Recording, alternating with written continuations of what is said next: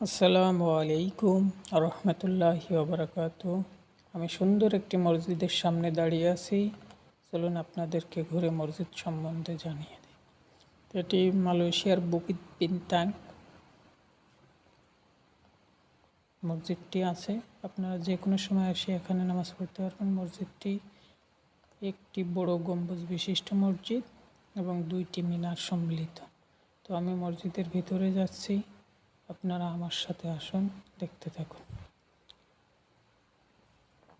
মসজিদের ভিতরের টাইলসগুলো অনেক সুন্দর এবং ভিতরে সুন্দর কার্পেট বিছানো আছে এবং খুবই নমনীয়। মুসল্লিরা এখানে নামাজ পড়ে। সুন্দর একটা মসজিদ, মাশাআল্লাহ। সবুজ যে গম্বুজটি ভিতরের দিক থেকে দেখতে আরও বেশি নান্দনিক এবং সৌন্দর্য লাগে। আরবি ক্যালিগ্রাফি দেওয়া পুরো গম্বুজটাকে আবৃত করে লেখা আছে, দেখতেও অনেক সুন্দর লাগে। বিশেষ করে রাতে যখন লাইট অন হয় তখন আরও বেশি সৌন্দর্য ফুটে ওঠে। এটা মালয়েশিয়ার বুকিত বিন্তাং। আপনারা যে কোনো সময় মালয়েশিয়ায় যারা আছেন অবশ্যই এসে এই মসজিদ থেকে ঘুরে যেতে পারেন। আর কে কে এই মসজিদে আসছেন অবশ্যই আমাকে কমেন্ট করে জানাবেন। যাই হোক, সুন্দর। এটা মসজিদের বাহিরে মূল গেট, এর দিকে আমি দাঁড়িয়ে আছি এখন।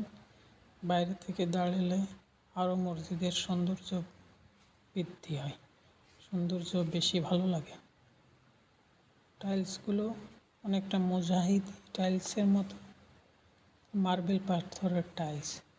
সামনের ফটকের ক্যালিগ্রাফিটা আরও সুন্দর। আপনারা অবশ্যই সময় থাকলে এখানে এসে নামাজ পড়ে যাবেন, মনটা ভিতর অনেক শান্তি লাগবে। তো আমি এখন নিচের তলার দিকে যাচ্ছি। নিচের তলা আরও বেশি আরামদায়ক এবং ঠান্ডাযুক্ত।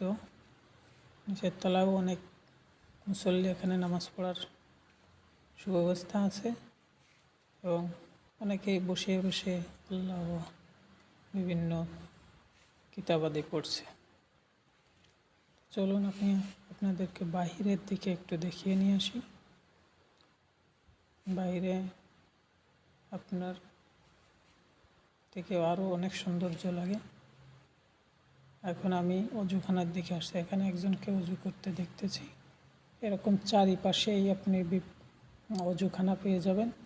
আপনারা যে কোনো এক পাশের গেট দিয়ে ঢুকলে আপনার সামনে অজুখানার ব্যবস্থা আছে, চারিপাশেই অজুখানার ব্যবস্থা আছে, সুব্যবস্থা আছে।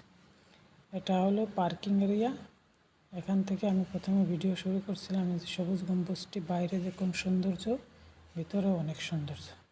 যাই হোক, ভালো থাকবেন, সুস্থ থাকবেন।